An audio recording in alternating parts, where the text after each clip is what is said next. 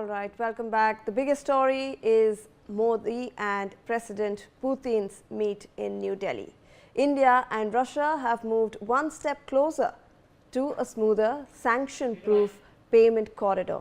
Linking of RuPay with Russia's MIR payment system is in the pipeline.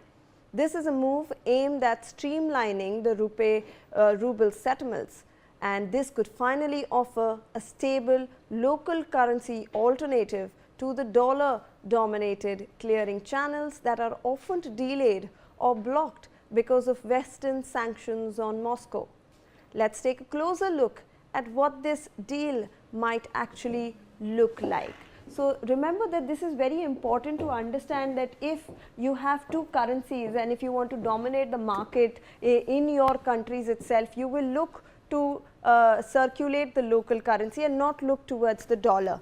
So, this is what India and Russia will be looking at, the India-Russia RuPay-MIR cooperation. The deal ensures that joining of RuPay and MIR to streamline the rupee-ruble settlements. So, this is the reason why this entire deal is being done, to make sure that the rupee-ruble settlements are streamlined in one place. And what is the MIR or the MIR? It is owned by a subsidiary of the Central Bank of Russia, and first it was envisioned as a replacement for the Visa and MasterCard in 2014. So, remember, like we have a RuPay system or a RuPay card in India, in Russia as well they have a MIR or a MIR card. So, this was introduced in 2014 in order to replace that MasterCard and Visa dominance that is there in the global markets.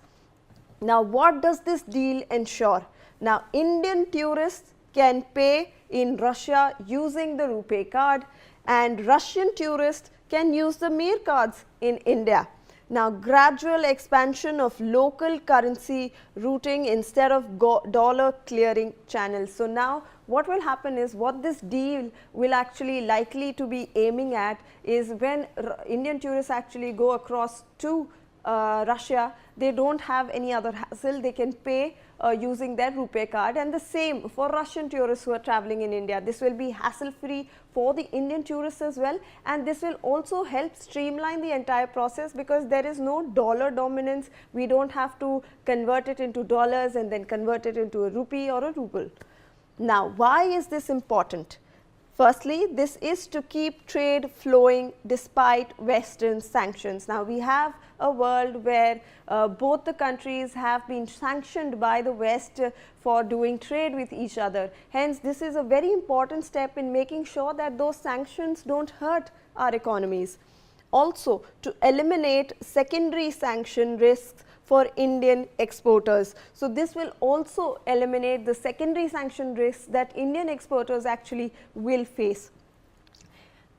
Another reason why this is important is because this will avoid delays over payment guarantees due to Western sanctions on Moscow. So, say for example, if we made the payment in dollars and there is a delay in getting that converted into the local currencies, this process will actually help streamline it. Now, what are the threats, however, to this cooperation? The United States has previously threatened to sanction foreign financial institutions connected to Russia's MIR payment system. So, United States has in fact stated that if Russia goes forward with this MIR payment system, they will sanction the international financial institutions that are actually helping the MIR payment system. So, this is something that India and Russia will be looking at. This is to protect obviously our economies and also to make sure that there is streamlining of the entire process and the use of local currencies. In fact, let me go across to both my guests, Professor Tejawat and Manish Gupta, who are with us on this broadcast. So, Mr. Gupta, I was asking you, and I was trying to understand this entire issue of economic growth that everyone is talking about, but we are also looking at a nuclear deal. We are looking at some nuclear fuel that comes in. How do you see that? You see, nuclear is a very sensitive topic. So, and it is a long-term topic. If I talk about, if Mr. Modi talk about the nuclear deal, that means we want a nuclear technology that is quick to move to create the nuclear bomb, you know, and which is not required. But when we talk about nuclear, it comes the nuclear energy, which is required. See, Russia is already supporting us in Kudankulam plant, and India is planning to have such 20 reactors in India. So we will have cheaper energy at, at our country. And this will support not only in GDP but also in the production, manufacturing, and in multiple ways. So we have to understand that when we get the nuclear technologies, we will get the support. We will generate huge energy, and this will further generate the money. Now, what we were talking about, that how we grow, here we have to push the export. We have to see that what Russia need to get from India. It can get medicines, it can get auto components, it can get financial services, software, IT software.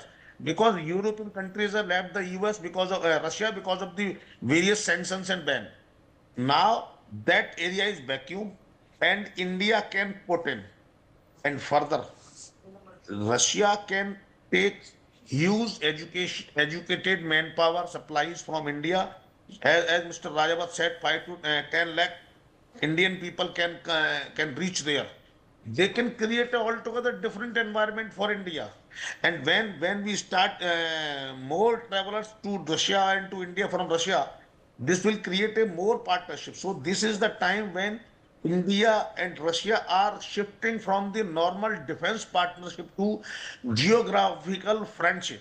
And one more thing, Russia wants India to be more close to Russia, because China is good friend of Russia, but Russia never wants that China should be a defense power next to Russia.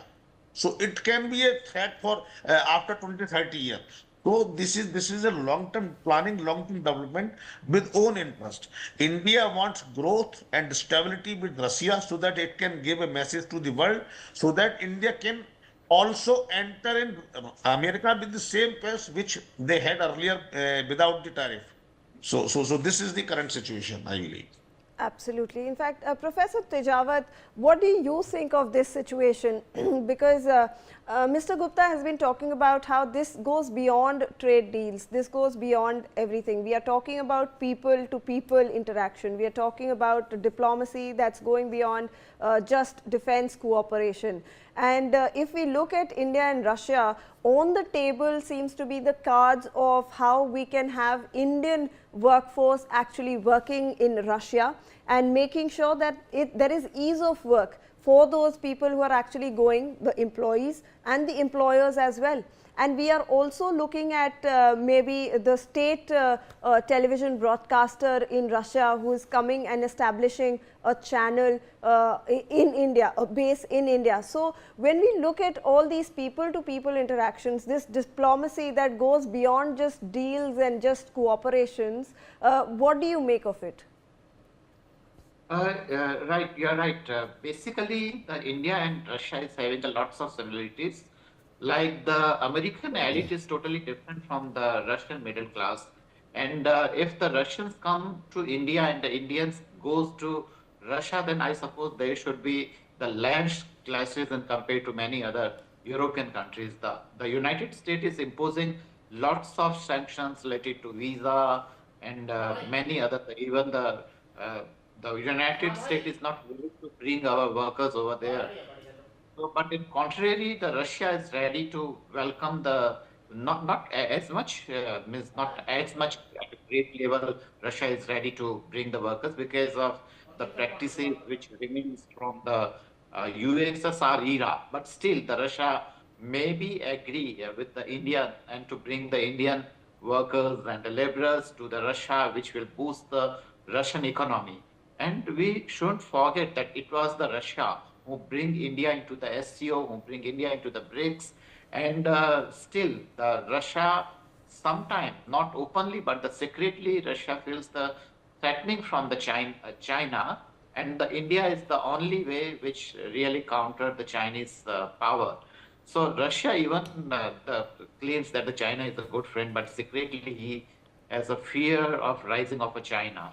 So in that way, the India can be a good partner and can be established, and we have a time proven the partnership, the time proven friendship.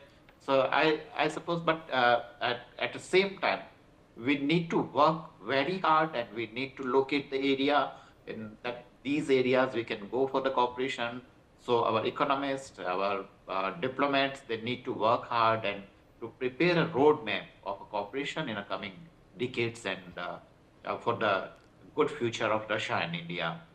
Absolutely. In fact, I'll ask both my panelists to stay on with us as I introduce this piece of information to our viewers. India and Russia are set to unveil